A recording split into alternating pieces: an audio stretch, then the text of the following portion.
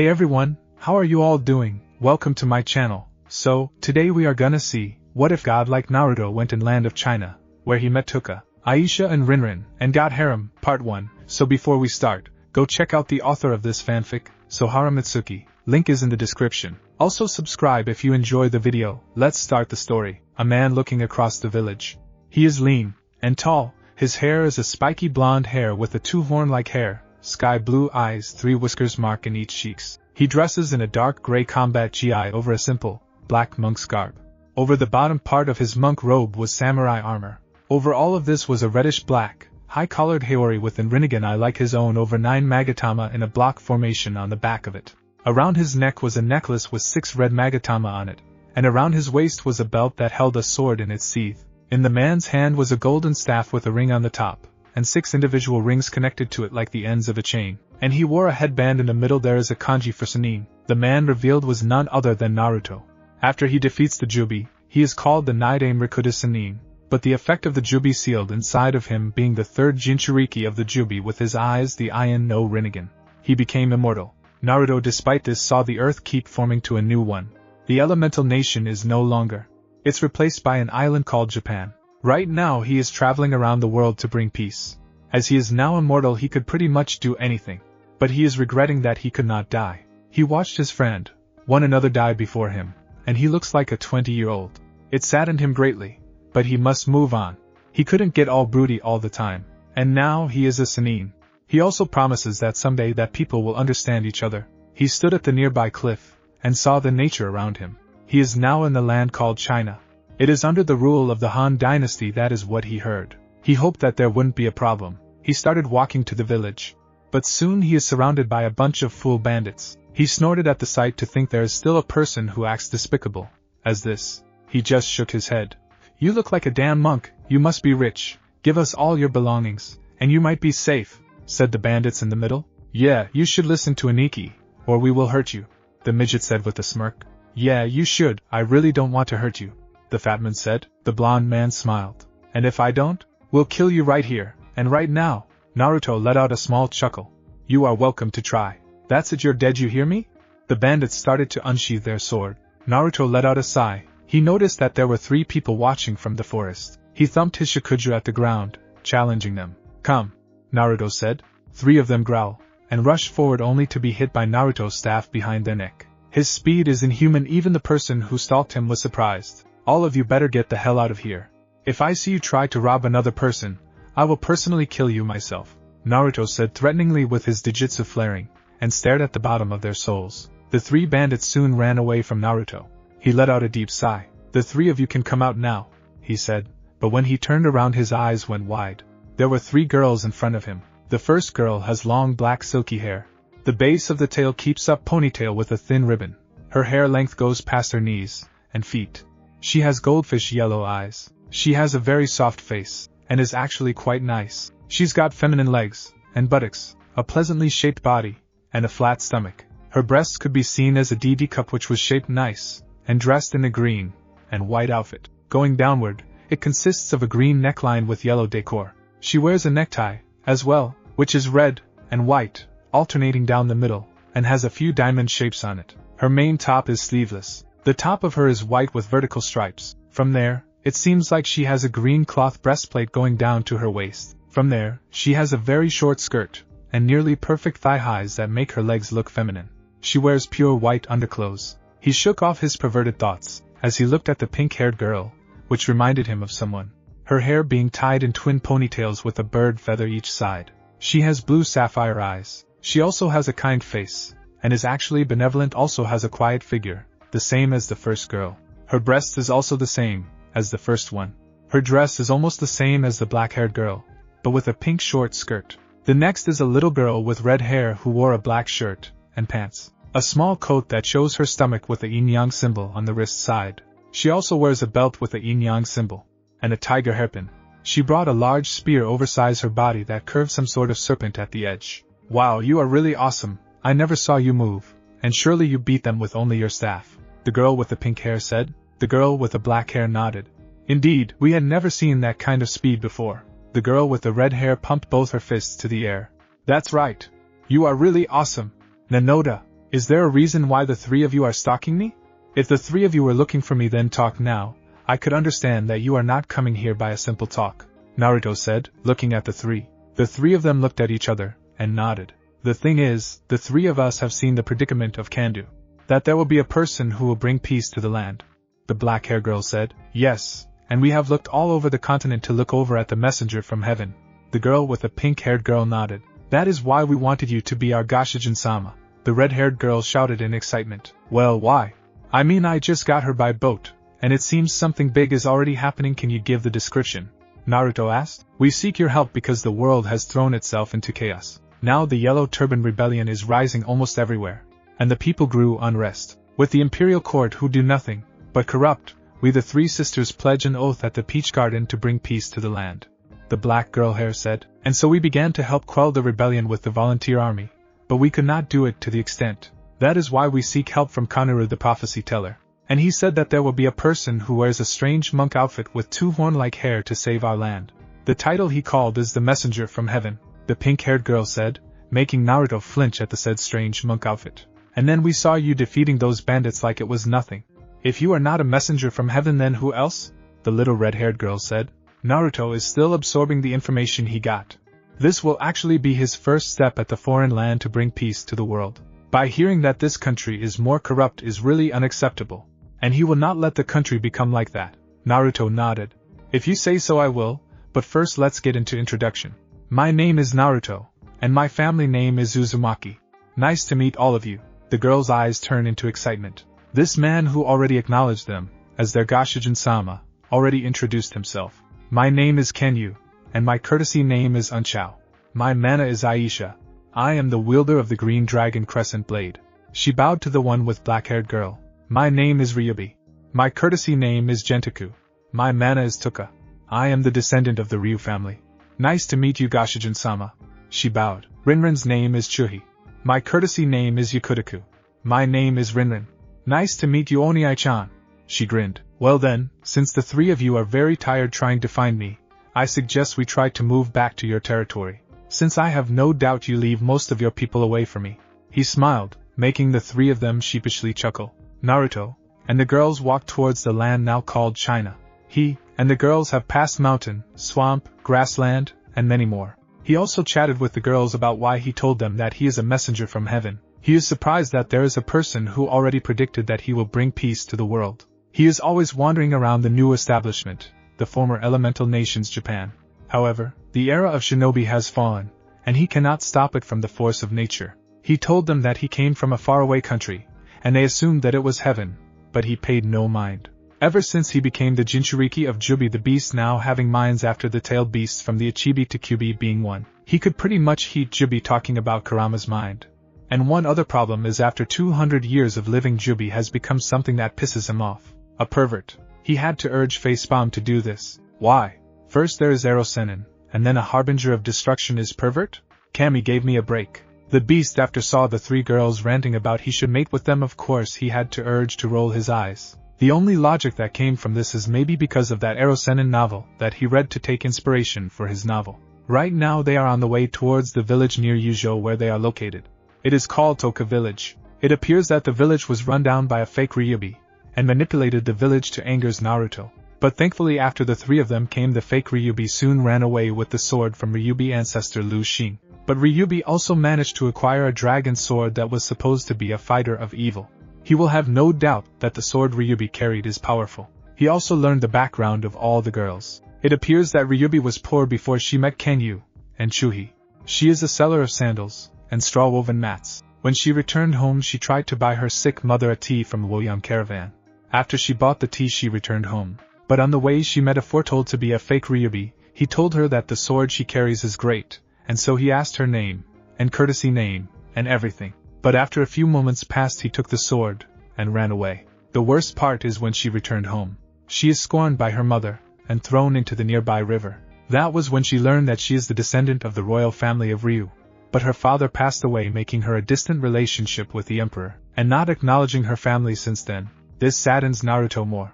He would have thought that the family was supposed to be together. But he was wrong. Many people are greedy nowadays, and he believes that people still are. He doesn't know why, but he was determined after seeing Ryubi to bring peace to the world. Kanyu and Chuhi, both of them, have to say that it was because of bandits, specifically yellow turbans, that their village was razed to the ground. At this time, Kanyu and Chuhi were out of the village, and they didn't know how this could happen to their village. When they reach their teacher house, there is a note that says, "Become a strong and beautiful maiden, by then both of you must look for a proper lord to look after you, and bring peace to the land." When they tell the story, Naruto shed a single tear while all of them were sobbing, and Kanyu could hardly control her emotions. After walking for a few days, Naruto and the girls finally arrived at their base, Yu Province, Yuzhou Commandery, Toka Village. They walked through the village, and noticed a confused gaze at Naruto. He couldn't help it since he is a stranger, and escorted by their leader. Right now he wears his usual attire with a Senin Hideate at his forehead, and high Hideate around his neck, alongside a necklace with 6 red Magatama hanging on it. He also held his Shikujo in his right hand, the sword strapped at his right waist. He held the aura of leadership and charismatic. People saw him with an utmost respect, and gently he bowed towards the people. Naruto also found himself looking around. The people are all smiling. It seems that the people are happy with Ryubi in charge rather than the imperial court. Naruto and the girls reach the palace. It is not that big, and too small, it is just fit to reside within a small noble. But he also understands that people around here seem helped by the 3 sisters. Touka looked at Naruto. "Goshijin-sama, welcome to our home." Naruto nodded. "Well, since you are kind enough, I really appreciate it." Touka just sheepishly waved it off. "Don't worry about little things. By the way, Goshijin-sama, we better get sleep so we can see the amount of work that must be done." "Right, well then I will see you tomorrow, Touka-chan. And thank you again." He smiled softly. She blushed. "You're welcome." With 3 sisters. The 3 sisters are almost asleep, but seeing that only Rinrin is sleeping, Aisha and Touka were discussing their Goshijin-sama to take action. Both of them knew that they chose the right master. They were now beginning to think one of their soldiers reported that the yellow turban camped around here, and they estimated about 10,000 troops while their troops were roughly 5,000 troops. But now they know that they will win. The messenger of heaven at their side. "Now Aisha-chan, what do you think about Goshijin-sama?" Touka asked her younger sister. "Well, he is nice, brave, skillful, strong, and certainly handsome." She blushed at the last part. "Well, I agree with that, Aisha-chan. Goshijin-sama said he could do many things that he won't show, and he will when we fight the yellow turban. Anu, we know that if we fight together, as one, we could defeat the yellow turban." "Yes, I do know, Aisha-chan. Tomorrow I want you to prepare some troops to fight the yellow turban. Goshijin-sama will give a speech to boost the morale while Rinrin will give them the training." Aisha nodded, and gave a small smile. "You really become an outstanding leader when you want to, Anu." Touka blushed. "Well, it's just that we will really need to get serious in protecting the people." "That you are right. Good night, Anu." She turned around and slept. "Good night, Aisha-chan." Touka closed her eyes trying to sleep. With Naruto, Naruto left a small sigh. He already knew walking is good, but he walked to the tree with chakra. It will be much faster. After Naruto threw his attire, he tried to sleep, and slowly forgot about today's meeting with the 3 sisters, and their advisor King Yu, Baijitu, and Sun Ken. Flashback after Ryubi return. Naruto is now at the War Council, watched by the 3 girls of merchant who support the 3 sisters in bringing peace to the land. The first is the girl with long straight black hair. She is wearing green Chinese clothes for girls, leaving behind her smooth thighs. She was a D-cup with a thin stomach, and sexy curves of her body. Her eyes were an onyx color. She also glared hard at Naruto. The second girl is a brown-haired girl with a 2-bun shape at each side, making him remember of someone. She wears a yellow-like-green Chinese dress for girls, but with a green pants to cover her bottom, much to Naruto's disappointment. She was a DD cup, and also the tallest woman between the 3. She has rare amber eyes glaring Naruto at the moment. The last girl is shortest, but not far from the first girl height. She has pale blonde hair with a ponytail strapped with a green ribbon. She also has blue ocean eyes that look the same as Naruto. She wore a blouse that showed her high D-cup bordering DD cup. Despite her small figure, she has a developed body after all. Naruto almost drools if not for the self-emotions that train to keep in check. It is also to make sure that Jubi is not giving him strange hormones that attract the women's. Shocking off his thoughts, he talked to Jubi with the telepathic link. Naruto's left eye twitched at the great harbinger of destruction. Jubi, can you restrain yourself more? I can't even concentrate, you pervert beast. Naruto sneered in his mind. Now I can finally see a great view. And even though you said you hate it, down there you are truly excited. Leaving a grin while Naruto rolled his eyes. Yeah, right, like I have to fuck the girl stupid the last time, and she even won't let go off my dick. said Naruto sarcastically. Oh come on Naruto, you know the old one I could swap through the world, and it couldn't hurt to see such paradise. The beast smirked while Naruto, having a tick in his head, snarled in his mind. Like I care, and don't you dare use those hormones. Once you use the damn thing, every woman near me is in heat. Have you no idea how I survived from those women? So the great Naidame Rakuda, who is far stronger than the first, is scared of women. It would be good if I have a recorder. Oh wait, I don't have one in the seal, damn it. I really wish I could see the stupid look on your face. Cut the crap for now, and we talk about this later, you harbinger of one-eyed pervert. With that Naruto cut off the connection with the Jubi. So, Touka-sama, who is this man who came with the three of you here? Surely he isn't just someone that has no value. The girl with the brown hair asked. Don't worry about it, Yui-chan. This man is the one that Kanro-sama has said, the messenger from heaven, said Touka proudly. Well then, if you say so, Touka-sama, I guess introduction are in order. My name is Khan, my courtesy name is Yu, my mana is AI, my occupation, as it is now negotiation for diplomacy. I hope we can work together. The girl with the straight black girl. My name is Bai, my courtesy name is Jiku, mana is Yui, and my occupation is Touka-sama treasurer.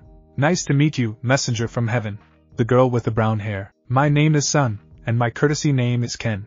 Mana is Na, my occupation is Touka-sama civilian affair. Nice to meet you, Goshijin-sama. Pale blonde girl said monotonically. I am, thank you. I come traveling from far beyond this world, and I have come to bring peace to the land, and I surely need your guidance here. He bowed slightly. Touka-sama, when you leave to find Naruto-sama, the yellow turban has set up a camp nearby, and it seems it is growing fast. At first there were only 5.000, but it soon became 10.000. I am afraid we have to destroy the threat before they attack the village, Yui said. I agree, we are not as experienced as Touka-sama, Aisha-sama, and Rinrin-dano. The only general up to defend is only Bai Ho, but that is not enough.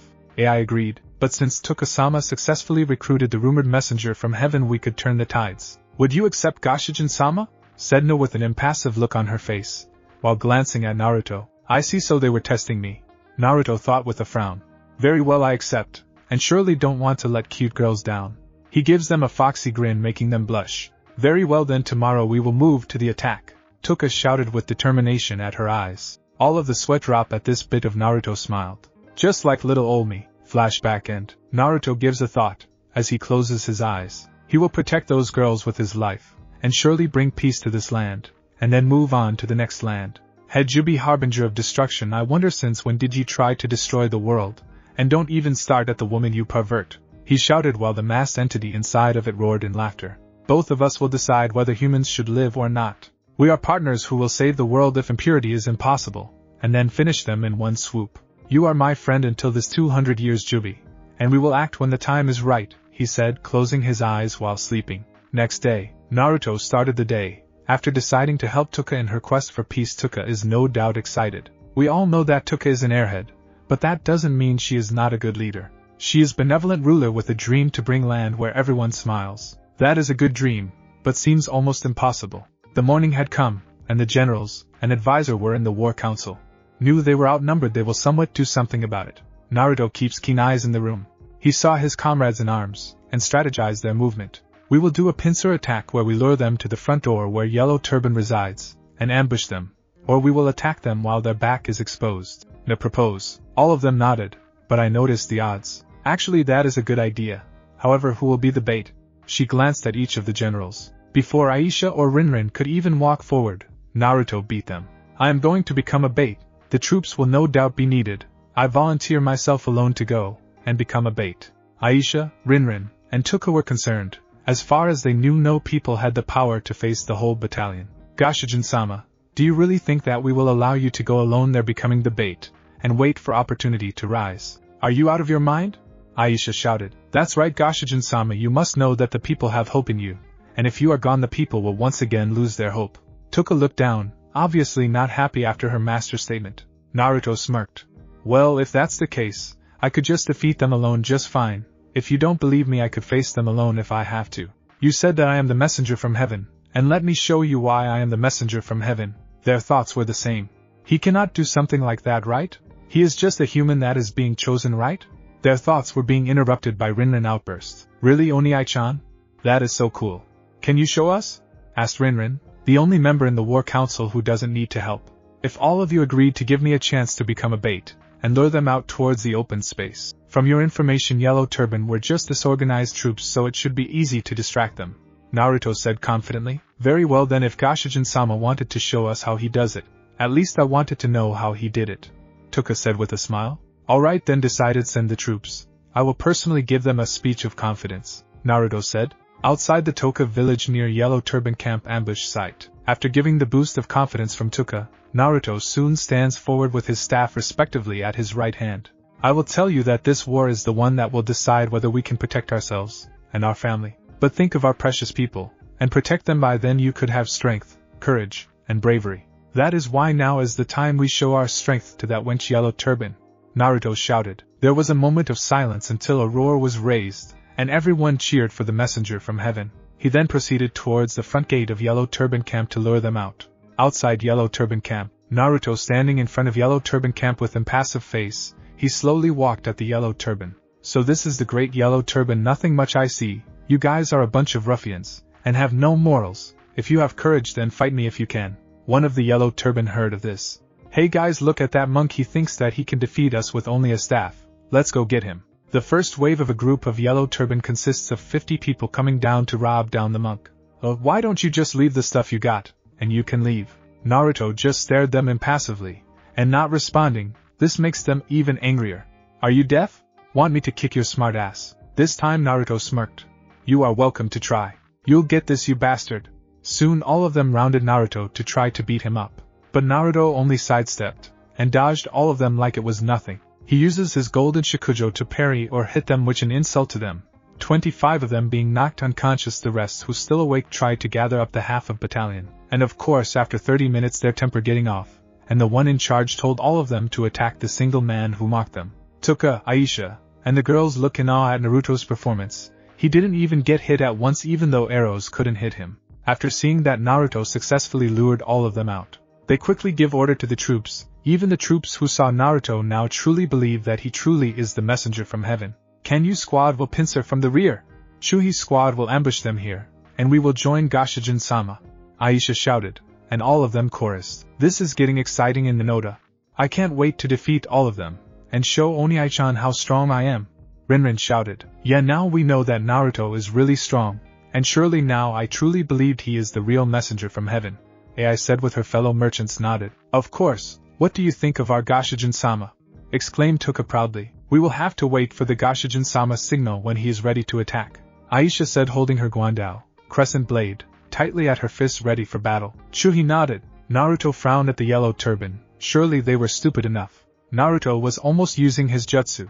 Almost. Naruto now wielding his golden Shikujo at his right hand, and silver katana that's specially for fighting Jubi, Rikuda no Tsurugi, sword of the sixth path. He continuously parry and dodge all of the sloppy attack, and getting annoyed Naruto almost lured them out to the ambush site between the hills. After Naruto between the hills, the Yellow Turban smirked at the outcome of the man being trapped. Not that he cared too much. After all, the Yellow Turban successfully between the hills. Naruto gives them the signal.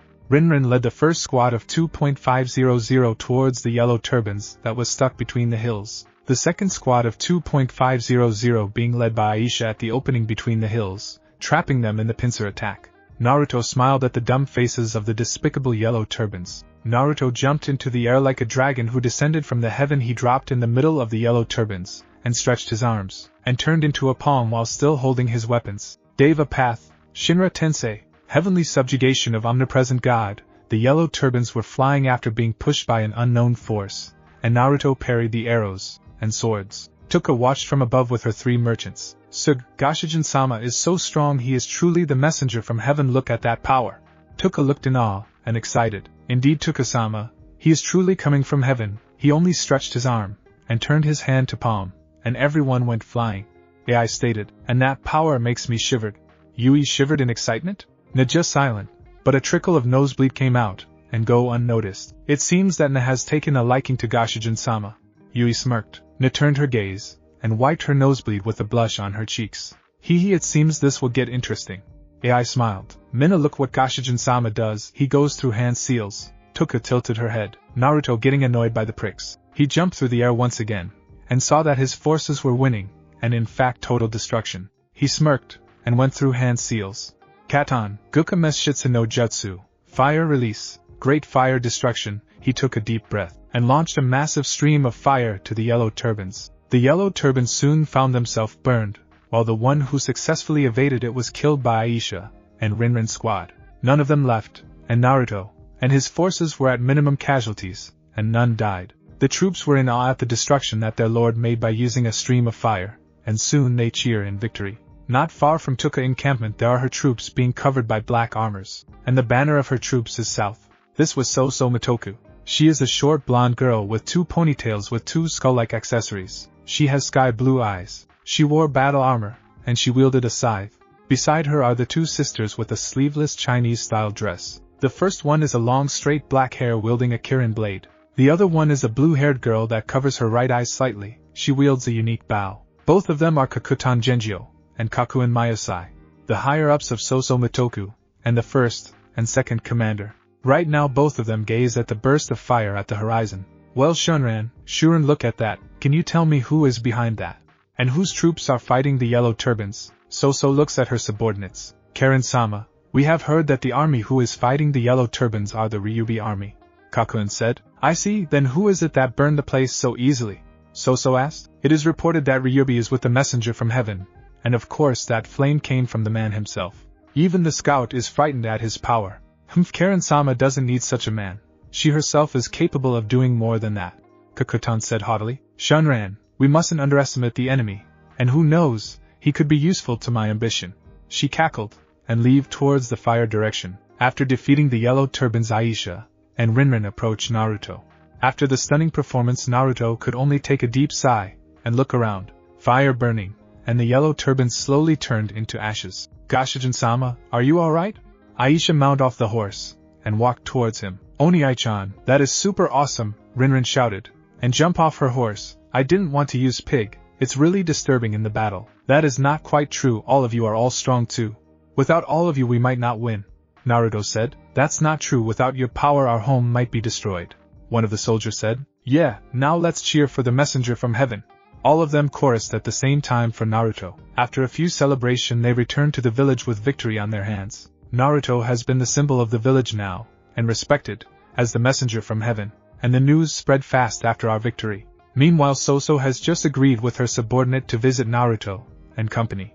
She is really interested in Naruto's power, as rumored. Last time they checked the terrain that burned, every one of the yellow turbans was destroyed, turning into ashes. Soso couldn't help but lick her lips. A man who could fulfill her ambition. Naruto returned to the village, making everyone there look at Naruto like some sort of god. Well, he is a god in certain circumstances. He realized now the people have thought that they have hoped for peace to bring the village for 2 days and 1 night, and surely Naruto joined them, and didn't want to miss the parties, and if they have whatever ramen they have. Naruto also talks with the girls. Rinrin challenges him to an eating contest which Naruto accepts, and fairly loses. Naruto also speaks with Touka. She always has determined eyes that move Naruto a little. How strange that Naruto was still in fact having that determination too, and he will see how well as she went. He sat next to her while looking at the parties in the village. It surely is great. Naruto knew this feeling when he was the Hokage for 10 years, and must leave giving the title to Konohamaru. Touka-chan. Naruto greeted him. Goshijin-sama. Offering a smile that stirred every person in the world, and even Naruto. How are you? I'm fine, Touka-chan. By the way, it seems nice to see people here happy, he said. Yeah, I really wanted true happiness where people I could see were smiling and happy. This girl is surely our naive, but she is still nice among the people, he thought to himself. It's also my dream. After myself being robbed, I finally realized that I must do something for this country and its people, certainly to bring peace to the land and see people with smiles. She smiled at the thought of everyone happiness. I really respect that dream, Touka-chan. If you truly have that kind of dream, remember I always help you, he said. Teehee, Goshijin-sama really is gentle. I am grateful that you were here becoming our Goshijin-sama. She smiled with the prettiest smile he had ever seen. Naruto blushed at this, and averted his eyes. Blushed. After all this year he could feel emotion. Gods must be crazy. Well, I guess you're welcome. Ever since I saw that you girls, my eyes were slightly open, and I realized that people still need a strong leader, like you. He smiled at her. She looked down sheepishly, and giggled nervously. And after that Naruto and Touka chatted more about her friends, and people she looked up to. He was really happy for the past 100 years that he could be happy if only for a bit. 2 days after the battle, Naruto, and girls now inside the castle, Aisha and Rinrin were training the troops, Ai, Yui, and No were doing civilian affairs. Meanwhile he and Touka were doing paperworks. Naruto groaned, why are paperworks still there after all these years? Maybe being a leader is troublesome, as Nara would say. And finally he could say thank you to the gods, as the messenger came to the room, and give the reports. Sir, there are 2 people waiting for you at the throne chamber. They claim to be the famous Shibaki. Shall we let them in? The messenger asked. Sure, I'll meet them in a minute. With that he left for the throne chamber with Touka, since Touka seemed bored as hell. They reached the throne chamber, and let the visitor come, and what he saw were 2 cute petite girls. The first girl wears a dress that could be said to be childlike mixed with adult-like. She wore a pale red color with a green ribbon at her side, and her back waist, with a large backpack behind. The second one is the same despite being red, it's blue-purplish. Her hair is faint blue. Her hat could be described as cute like a wizard. Her ribbon at her right side rather at the back. So what do we owe this visit the special guest here? Naruto asked. My name is Shokatsuri Akome, said the first girl. My name is Hotu, said the second girl. 3 months later, Toka village. For the last several months after Naruto became the leader of Ryu faction, things are looking up at Yu province, since many of the small territories surrounding it, many of the grand administrator or small village join the Ryu faction, and soon their territory becomes bigger, and many warlords who hear this become cautious, and it won't be a long time before all the warlords start fighting each other. However, there is a faction that must be taken cautious, such as So faction reside at Zhongyuan, Central Plain, and Go faction who currently reside at Yang province. It is a former village now. It has turned into a prosperous city where many reside inside it. The people are also happy with their benevolence ruler of Ryu faction Naruto, and Ryubi. While it is known to the people who Naruto is taking over Ryu faction, and never changed its faction name mainly because the people thought that Naruto is married to Ryubi, and the after effect of the rumors finally flustered Ryubi, and always stutter in front of Naruto. But Naruto just smiled, and told her that rumor is just a rumor, and the real reason he never changed the faction name is due to honor Ryubi ancestor, and of course all of his comrades, the political situation, and the one who holds power, mainly Naruto, Ryubi, who is a real airhead, but benevolence is also taking part of the political, and of course pointing a prefect and chief to act at southern Yu counties. Of course that their stand were with their neighbor for Yu province is the Kusansen Hakuyai, the northern ruler of Yu province of Yu commandery Beiping, where her capital is. Kusansen is a leader who created the White Riders from Yu, and supposedly is a great cavalry army in the same caliber of Liang province cavalry who was created by Batu. Kusansen is also forming an alliance with Ryu faction to preserve peace, and when Naruto saw who is this Kusansen in person, she is a modest, and kind the same, as Ryubi, and it is also a coincidence that Ryubi and Kusansen were the same colleague. But Ryubi always forget Kusansen Nana, who is a pyre, and that Ryubi often called her Pai Pai-chan. It makes several people snicker at this amusing scene, and Naruto is actually smiling. After the meeting with Kusansen is over, both Naruto and Kusansen promise to help each other in need at this time of conflict. Despite the standing diplomacy over Yu province, it is over other provinces such as Bing and Ji province that are under the control of Enshu of Nampi Castle, and Ryu En of Ji Castle. Enshu of Nampi is a rich person, and also her ancestor is a great Han protector from early Han dynasty. Meanwhile Ryu En, who is a distant relative, said her uncle was still in the opposition fighting Cho Jin, another warlord of Bing, or the official inspector of Bing at Jinyang Castle. Toka City, the capital of the southern Yu province, was guarded by 40,000 trained troops, 100 selected shinobi trained by Naruto, and it is populated over 100,000 people who stay at the city and nearby outskirts. The people inside it never having any of problem regarding bandits, discriminating, tyranny, abuse, rape, and killing. The people also feel safe with their leader. However, there is still a problem within the soon-to-be fallen Han Empire. Yellow Turban were still everywhere in the continent, including the northern, central, and eastern region. It was still active for several months, and the Imperial Army were only helping the famous warlord. Meanwhile, the other regions of the country were being abandoned.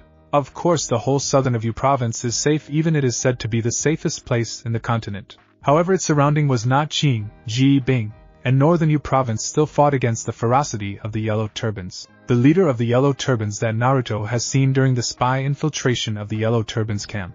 The 3 of them were gorgeous, and Naruto has the tendencies towards beautiful women. Even though he knew that the leader of the rebellion was the 3 Cho sisters, why are they doing this? The answer was a strange white robe cult giving order towards the sisters, and they were doing it with their own free will.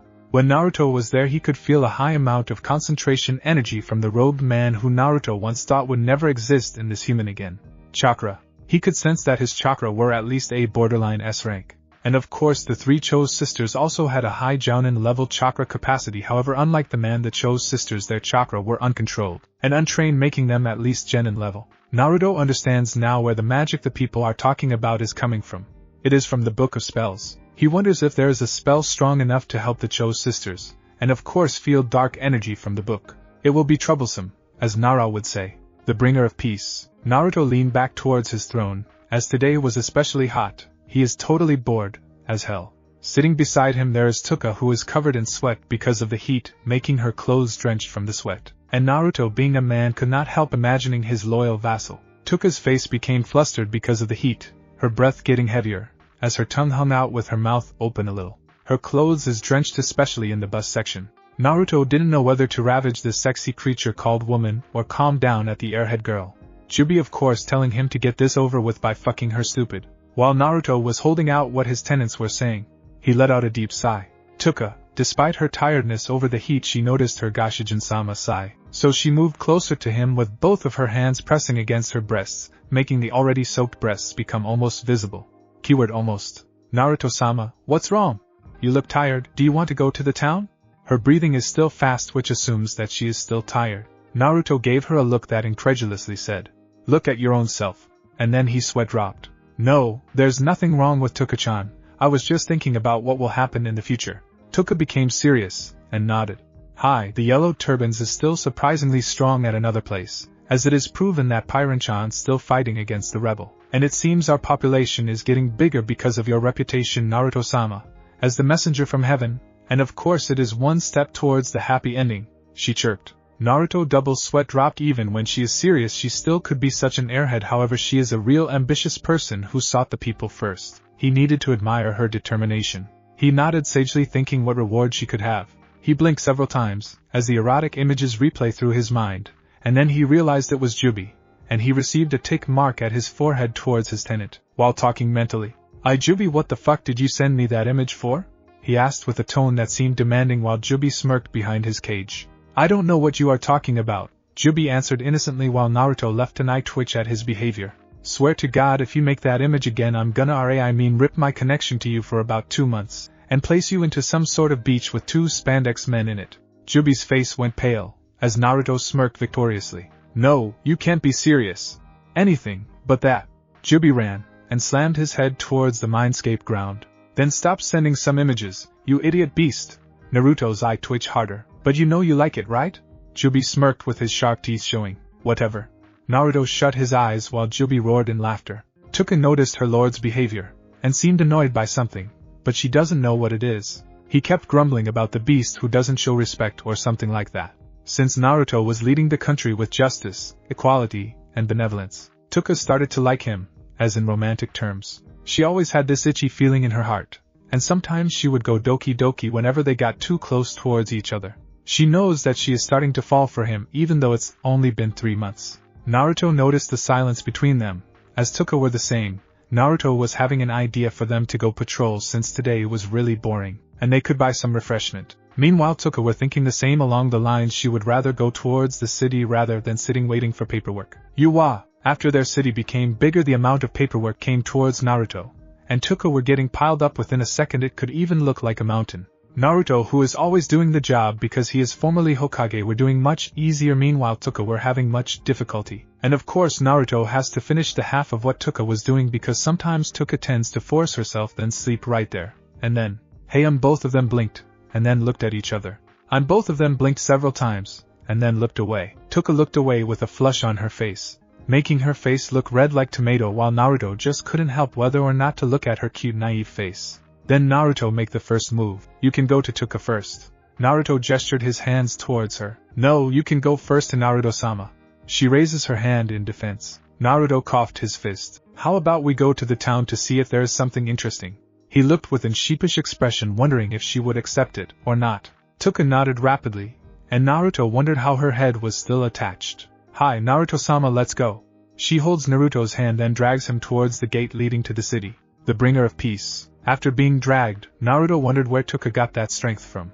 Naruto sent 2 clones, and one of them hinged into Touka for covering the work. Being a leader is hard, and it needs quite a touch to do things. Since Naruto and Touka were on the street, people tended to bow. Kids were surrounding the two, as they tended to play with them. Naruto and Touka bowed towards the people, and gave them a gentle smile. Touka also played with the child, being the girl with the tendencies to play with kids, especially when she is with look of the people with a smile on their face make Naruto smile. And for some odd reason he can't look away from Touka's face, as she played with the kids so full of affection and kindness. Naruto decided to do patrol too, and not being such a slacker with Touka, who excitedly walked like the bubbly girl she was. She is an airhead after all. She kept singing about the patrol song or whatever Touka called it. Naruto-sama, let's have something to eat. I am so hungry. Her stomach growls hard. It's your own fault to get too excited. Naruto just smiled while shook his head. She puffed her cheeks making her face look cute. Mao, Naruto-sama, you mean? As she crossed her arms at her chest showing her enormous bust. Naruto just holds his pervert habit, masking it with a smile. Hi, let's go then. Ho took her hands, and went towards the dango stall. Along the way Naruto held her hands, she couldn't help but blush. His hand is so strong, a bit rough, and Yunen, the bringer of peace. Both of them went to another place after another. First they went to the dango stall, then they went to a ramen restaurant which Naruto owned. Naruto and Touka agreed to buy some meat bun for their friends back at the palace. To say the return to the palace was awkward, the two of them were to say at least downed into an uncomfortable silence. Naruto was just walking beside Touka with an impassive look on his face while Touka was fidgeting like a high school girl. Naruto, despite knowing the girl's crush, was just waiting for her to say something, but it seems that Touka was just shy like that. They finally reached the palace, and it's afternoon already. He got to prepare for the kitchen since he, Shuri, and Hinari were the ones who are good at cooking, and since everyone likes it, he doesn't why not just cook for them. Before Naruto went towards the gate, a tug felt on his sleeve. He looked back to see Touka, who was looking at the floor, finding rather interesting downside right now. I know, Naruto-sama, can we finish the paperwork together tonight? I don't want it to stay piled up till tomorrow. Can we? She looks at him with cute puppy eyes, and Naruto must bite his lower lips to hold his earthly desires. He smiled, and his hand slowly reached her cheek. Of course, but now I need to cook dinner. We will talk about this later. You should call Aisha and Rinrin, okay? Touka's heart skipped a beat when he touched her cheek. Not trusting her voice, she just nodded while walking away with a red face, and steam coming out of her ears. Naruto just chuckled at Touka's cuteness. He shook his head while walking towards the kitchen where Shuri and Hinari were cooking along with the maid palace. When he walked there he noticed AI were walking towards the kitchen too along with Hinari and Shuri. Both of them had a book that Naruto assumed. As Fan Zhongshu, Naruto had a sweat drop, and it seems that Shuri and Hinari just finished reading the book from the look on their faces. AI, who usually had a scowl on her face, had a small pink tint on each of her cheeks. He also assumes that she is reading it too, however her pride gets the best of her. When Naruto got closer, Shuri and Hinari instantly hid the book behind their small bodies while they tried to hide their blush on their faces too, but it seemed it was too late, as Naruto already smirked, making them shake their head in refusal, while it only made Naruto smile even wider. So AI-chan, Shuri-chan, Hinari-chan, how was your day? He smiled, and tried to hold the subject for now. Naruto-sama, we were just doing fine with our work, and it seems that the free market system you created was effective. Shuri, who was now able to overcome her blush, spoke rather confidently. Hi, the people were surprised at first, but they are slowly getting adapted towards the system you propose, and it seems it was more effective from the last one, Naruto-sama. Hinari, who was still stuttering, stated, although Naruto got to admit she reminded him of Hinata a bit. So AI-chan, what about the trade with Rikuyu Caravan? We didn't have enough merchants from there recently. Naruto also thought about the capital of the Han dynasty. While he cared only for his people, Naruto knew better than to ignore the situation within the imperial court. AI nodded her head. Hi, the merchant from Rikuyu Caravan resided here for a while. It seems that the imperial court was corrupt too far, the emperor was incompetent and unsuitable for a leader. He doesn't really know the situation about the yellow turbans, as it is. Now this disturbed Naruto. Who the hell thought that their country was so safe that the emperor was not informed about the situation in his own kingdom? Their arrogance was pissing Naruto off. It is obvious that there is someone manipulating from behind the scene. So, who is behind the plot that even the emperor himself isn't informed about the yellow turbans? Naruto asked in a deadly serious tone, making Shuri and Hinari flinch. It is reported that the 10 eunuchs were manipulating the emperor for their own greed and richness. The inspector and the governor were forced to raise the taxes or will be reasoned as a traitor. AI narrowed her eyes while Naruto gave the deadly look that he rarely showed. Naruto let out a sigh, and ran his hand through his hair. Well, we deal with this later. For now let's cook some food now, shall we? He let out a smile. Shuri and Hinari quickly went towards the kitchen. Meanwhile AI just stood there with a tint of red on both of her cheeks. Naruto noticed this, and decided to play a bit. AI-chan, do you want to join cooking with us or do you want to help call the others, and set the table? He gave her his foxy grin trademark, making the usual scowl on her face turn with a red shade. I will call the others, and set the table, Naruto-sama. She quickly walked, as fast as she could while she looked down to hide her blushing with her long black silky hair. Naruto looked at the escaping figure of AI, and he just smiled in amusement, while walking towards the kitchen helping Shuri and Hinari with the cooking. The bringer of peace. After the dinner is done, Naruto decides to set the table. Hinari and Shuri will come back with the food, and the other will be right here, in the big round table. Naruto let out a sigh.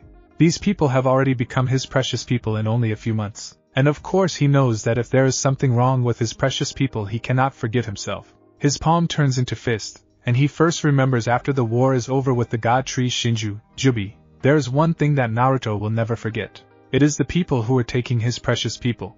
Kami herself has decided to take all those who have chakra to heaven, and those who are deemed worthy. Her intention is no doubt good, however Naruto also running a mental breakdown even if it's only a few years until Jubi finally talk with him. The tree god has become his best friend over 100 years. He also cooperate with Naruto if Kami herself decide to destroy the earth he will become the harbinger of destruction. He will not give up even though humans are still worth walking on the surface of the earth. Jubi finally smiles that this person was different, even different from the old Rikuta Sannin. Jubi then just shook his head, and said you are really different than any other humans. Naruto smiled at the memory of himself, and Jubi, although Jubi inside also saw Naruto's thought, and smiled. Unfortunately Naruto snapped his thoughts when Aisha, Rinrin, and Touka came in with the others. Naruto smiled at the scene in front of him. Rinrin both hands were resting behind her head with a sheepish expression. Aisha was scolding Rinrin for running around the city too long. Touka had a smile with a sweat drop at how both of her sisters act. Shuri, Hinari, and AI brought the food with them along with the maid palace. Yui's face was eating a shitting grin teasing Na who normally has a stoic face now having a tint of red at each of her cheeks. God knows what they are talking about. Naruto gives them a bright smile, and each has a different reaction. Naruto noticed no matter how old he is, his hormone was still active because of his adult teen body, and it doesn't help that he is a chick magnet. Rinrin was obvious. She quickly tackled Naruto in a hug, and if it's not for Naruto's strength he would have gotten down.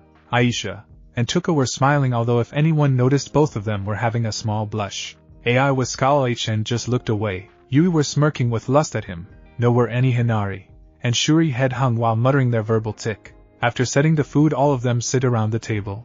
Aisha at Naruto's left, and Touka on his right. Rinrin's eyes were sparkling with hunger, eyeing the food in her seat and Touka's right. Shuri claps her hands together, Hinari removing her hat, and both of them sit at Aisha's left. On the other side of Naruto's seat were the three advisors from left to right AI, Yui, and Na, Itadakamasu. After reading the prayer all of them eat, Rinrin eats like no tomorrow. Aisha scolds Rinrin to eat slower. Touka is almost done the same if not for Aisha's scolding, and just giggled with a sweat drop. Shuri and Hinari were eating with their cute little mouths. The three advisors were picking a glance towards Naruto each, and then, after finishing the food, Rinrin slept on the desk, and drooling, Aisha sighed at her little sister's habit. Touka was looking serious, something must be up. Shuri and Hinari cupped their chin with their left hand while the right supported the left. The three advisors were frowning, AI with her arms crossing under her bust, Yui on the table, and Na with her stoic face. They were silenced deep in thought until the atmosphere in the room became tense. Naruto decides to break the silence. So how is everyone working? Is there something that matters? Naruto asked with a frown. Touka snapped out of her thoughts, and looked at Naruto. No, there is nothing wrong. Naruto used his human path to look over Touka, and indeed there is something wrong. It is about yellow turbans. Naruto let out a deep sigh. Okay then everyone, you girls can sleep. We will hold a meeting tomorrow about our country, and the yellow turbans. Good night. He stood from his seat, and walked to his room. Everyone looked shocked. Aisha's eyes widened however she didn't want to fight against her lord's decision. Touka just sit there with her eyes locked up at the empty plate. She didn't know if it is her feelings or not, but her lord seems to read her raised an eyebrow. Yui frown deepened. Na finally stood, and walked away from the kitchen. Shuri and Hinari talking about what their lord just said. And so everyone went towards their respective rooms pondering about what they were going to discuss over the meeting. The bringer of peace. After dinner, Aisha lifts Rinrin in a piggyback towards their room along with Touka. After changing Rinrin to her pajamas, the elder do the same. Touka and Aisha were cuddling Rinrin with their soft mounds, while Rinrin was cuddling them back with Munya sounds. As Touka thought, Aisha was the same. Their lord has done tremendous to become a leader of the Ryu faction. At first they were a poor faction with only a village supporting it, but bit by bit they become a large force. Naruto established an assassin group specialized to kill leader of some enemy general called Shinobi. They were extremely loyal to Naruto. The training regime that Naruto proposed, some people said that he is a slave driver. However, it resulted in a strong, disciplined, loyal with high spirit troops. Aisha also pondered that their lord was strong, really strong. He could do magic, hand-to-hand combat, sword, and guandao. When they spar, Aisha never wins. Even when Touka and Rinrin handicap the spar, it still isn't enough. His lord is really strong, kind, caring, charismatic, passionate, and handsome. Aisha had to blush at the last part. It seems that she is truly getting soft after meeting her lord. And it bothers her. Never in her life she ever felt this way. Is this a crush or love? She didn't know. Touka, who was looking with some interest in the ceiling, looked upwards. She is still thinking about the dinner, and her lord, who seemed to know her thought, didn't help either. She didn't want to lie. However, she was nervous to actually tell him. She always heard news that yellow turbans were getting vicious lately, and the other regions were getting harder to confront. She just can't sit in a safe place and do nothing. She wanted to make everyone happy, that is her dream. And to do that she must tell her lord. Aisha noticed her elder sister's distress, and decided to talk in. Anu, is there something bothering you? Aisha looked at her elder sister expecting an answer. Touka breaks out her thoughts. No, don't worry about it, Aisha-chan. I'm just thinking about our dream. Anu, you don't need to think hard about it yourself. You have me, Rinrin, Ai, Yui, Na, Shuri, Hinari, and Goshijin-sama. You don't need to take the burden all by yourself. Aisha started with a sudden wise word. Touka, who was startled at her sister's words, then smiled. Aisha-chan, I didn't know that you were that wise. Aisha's face flustered, blabbering, and stuttering at how her words seemed to just come out of her mouth. No one to tease just that. Goshijin-sama once said that. Teasing smile came from Touka. Hanto? Really? Trying to change the subject, Aisha quickly thinks of the best possible action. Of course, by the way, Anu, where did you and Goshijin-sama go this morning? Shuri and Hinari are the ones who did the paperwork. She smirked. Touka nervously laughs. That is a he. She stuck out her tongue and hid her head in cute manners. Aisha's eyes twitched, and to think that Anu spent all day long with Naruto, and Touka lazy of doing her work. Aisha was a bit jealous at how carefree her sister is with her Goshijin-sama. Wait. Her Goshijin-sama doesn't seem right. She soon shook her head, then scolding Touka for neglecting her work, and she will bring this on tomorrow. Aisha-chan, what will Naruto-sama do tomorrow? Touka asked with her breathing hard. I don't know about Anu, but all I know is that Goshijin-sama will do something soon about the yellow turbans. Aisha was also panting with the way they laughed. Luckily Rinrin was a heavy sleeper, so it is safe to say that she is still sleeping, and so Aisha and Touka were sleeping, hugging their youngest sister. The bringer of peace. Morning soon came. The sun was still not showing its face, while in the training grounds there was a single person who was doing morning exercise. He is Naruto Uzumaki, the lord of Ryu faction. His upper body was shirtless, showing his lean and muscular body were sweating like a flood. He is currently doing some Goken Taijutsu from his late Taijutsu sensei Might Guy, his spiky hair with a horn still standing, defying gravity.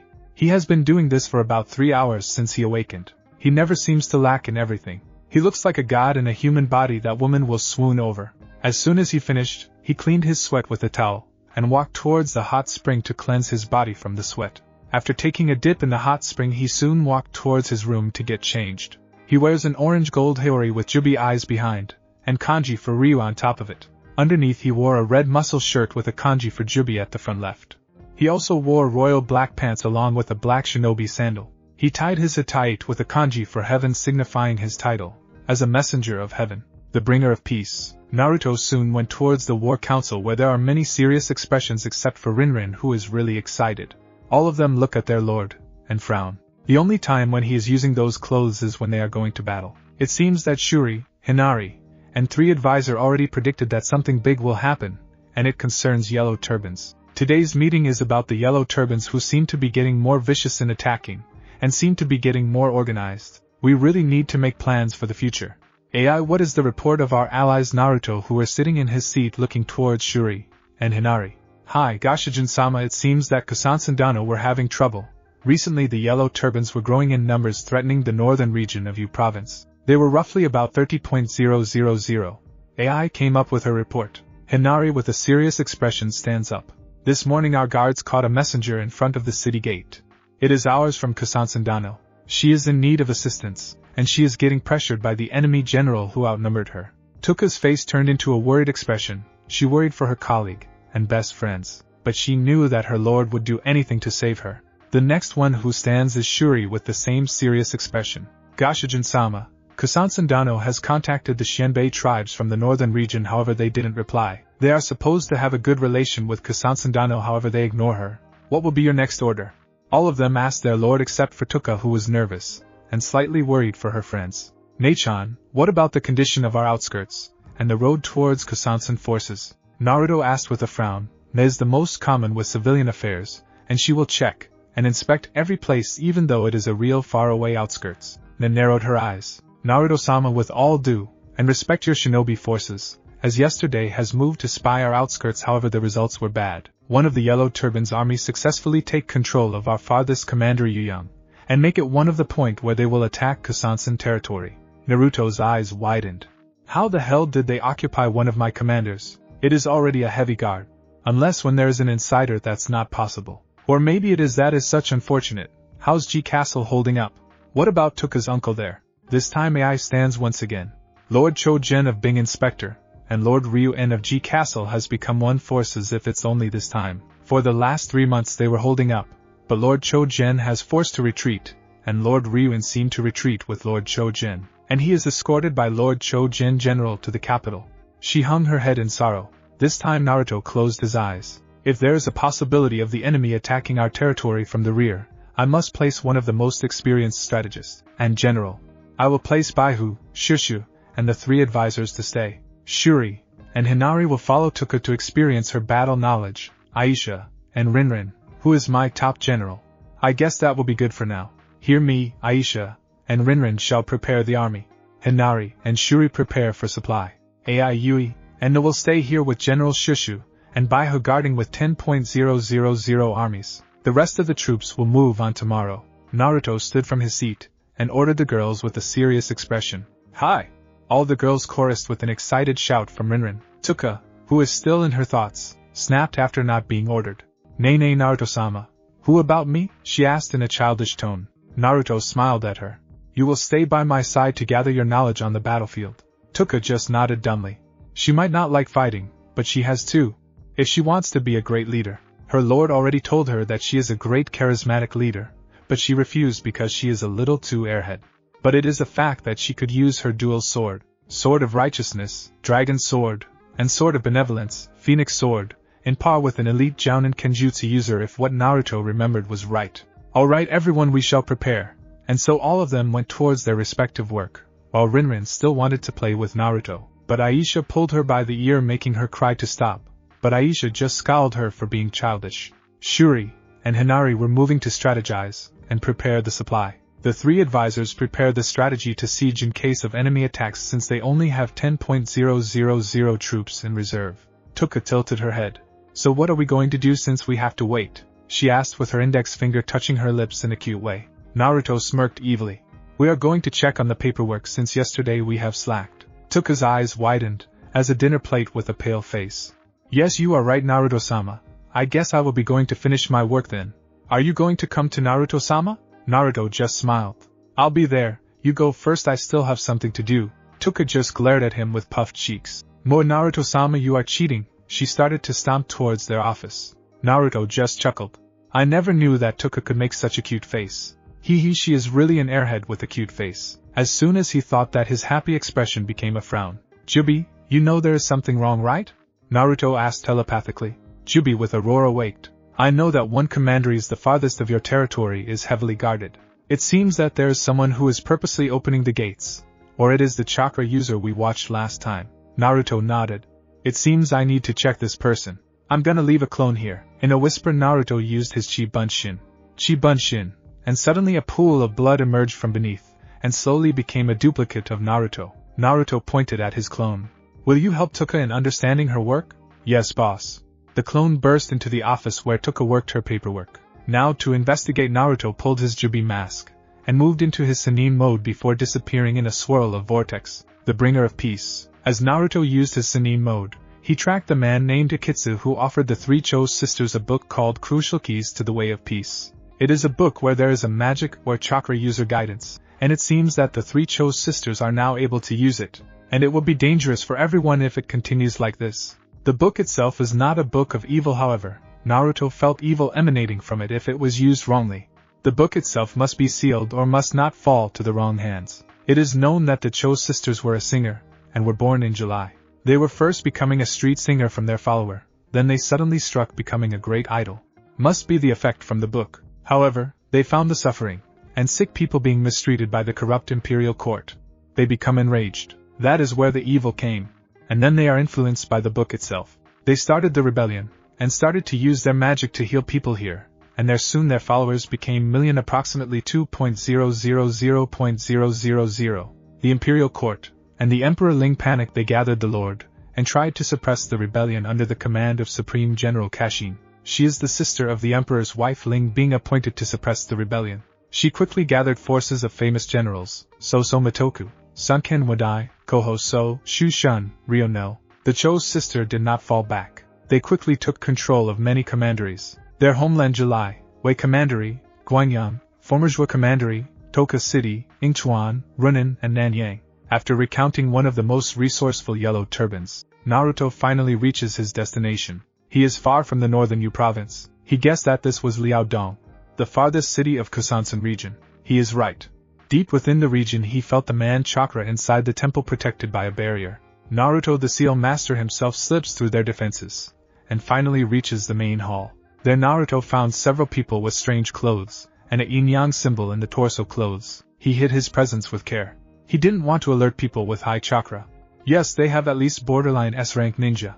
He was surprised there were people here.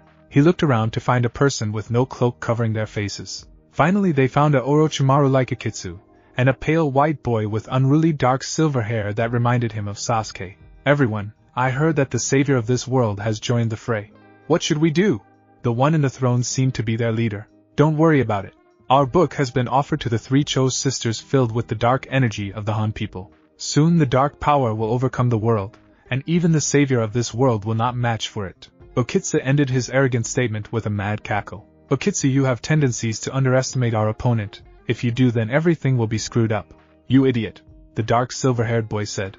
Oh, don't worry about it, Sajiko-kun. No matter how strong he is, he will be in our hands. He might be a legend, however we won't lose to the likes of him. He chuckled darkly. Naruto's eyes widened. How in the world did they know him? This is getting out of hand. This organization is the same as Akatsuki, but it seems they were more updated even if they don't have Zetsu. Whatever, let's get this job done. The identified Saji walked out of the temple. Now Saji-kun doesn't disrespect the elder. You know he could be quite scary when he is angry, you know? Akitsu soon followed behind him. I don't care, let's go, Saji said in a dismissive tone without looking back. Like Sasuke, Naruto mused. They seemed only just silhouette, and now the room was now empty with a sigh. Naruto left with a swirl of vortex. Unknowingly to Naruto, a shadow seemed to watch Naruto's movement, and soon disappear from the very eyes. Toka City, Touka, and Naruto's blood clone are doing piles of paperwork right now. The clone who also has Naruto's memory reminded him of something. Yesterday when Naruto and Touka went to the market, Naruto left a clone to reduce the amount of paperwork, and then they dispel while Shuri and Hinari finished the last. The clone just sighed. It seemed that he couldn't rely too much on Shuri and Hinari if it was paperwork. After reaching a signal from the real Naruto, the clone tries to excuse himself from Touka. Since he didn't want her to know about his real power yet, the clone stood up from his seat. Touka-chan, I need to go to the bathroom. Touka looked up from her work. Ah, okay Naruto-sama. I'll be doing the work for you, but don't take too long, okay? She asked cheerfully. The clone just smiled and left the room. The bringer of peace. Naruto is always wondering, why the hell did trouble always follow him? It's like a curse. Well, it's not like he doesn't like it. He needs a challenge anyway, so it doesn't really matter. What bothers him though, is the enemy who uses the power. It is really disturbing that the organization was using power with a yin-yang based manipulation. The last thing he knew, he would like fighting Obito all over again. he sighed. After signaling the clone to dispel where there is no one following, he quickly received the clone memories. He shivered at the stack of paperwork that clones finished inside the office. Damn paperwork. Naruto returned to the office with Touka waiting for him while working the paperwork. She is always so cute when she gets serious, and all. Especially the paperwork. Well, at first she is reluctant about doing paperwork, but lately she is getting determined on doing things like that. She is really a good leader. Even though she is officially his subordinate doesn't mean he will treat her like his tool. No. It is just too wrong. He would never call his comrades a tool. He will always protect them, and they are his most precious people. After doing the paperwork with Touka, he looked at the window signifying it was already afternoon, and Touka looked like she was asleep with the amount of pressure from the paperwork. He sighed, and started to lift her piggyback while walking to her room. On the way towards the bedroom, Touka nuzzled her face towards Naruto's chest. The warm breath of Touka makes Naruto feel the warm sensation. Damn hormones, the bringer of peace. After setting Touka down to her bed, he leaves her while covering her with a blanket. Naruto walked out of the room trying to find something good to do till the preparation was complete. He didn't notice Touka moaning in disappointment at the warmth she got. He walked towards the training grounds, and luckily Aisha and Rinrin were sparring. Both of them were superb combined with their movements. It was as if they were dancing. Aisha's flow through her movement was flawless, but there is still an opening here, and they're making her completely vulnerable. Rinrin was brash and loud, however despite her small body she is completely powerful and fast. The only thing that will make her vulnerable is her movement that is dependent on swing and slash. It is not movement if it's not graceful. However, if Naruto takes a look at both of them, and analyzes their skill, they are roughly high Jounin level borderline S rank. Now that Naruto thinks about it, if Touka, Aisha, and Rinrin fought together, they were unstoppable, same as S rank. Naruto also noticed when the three of them worked together. Their teamwork was flawless and magnificent. Truly the power of three sisters cannot be underestimated. Naruto put his hand on his chin with a thinking pose. If the three of them continue training, there will be no doubt that the three of them will be totally unstoppable. He smiled thinking that his precious people are strong. He leaped from the side fence straight ahead towards the training grounds. When he reached the training ground, Aisha and Rinrin were sweating and panting as they pointed at their respective blade. Aisha with her green crescent dragon blade, and Rinrin with her serpent spear. Both of them let out a mighty cry, and both of them were about to clash. And when it was just about to clash, a single sword stood between the two blades. It is a thick, long, and curved sword.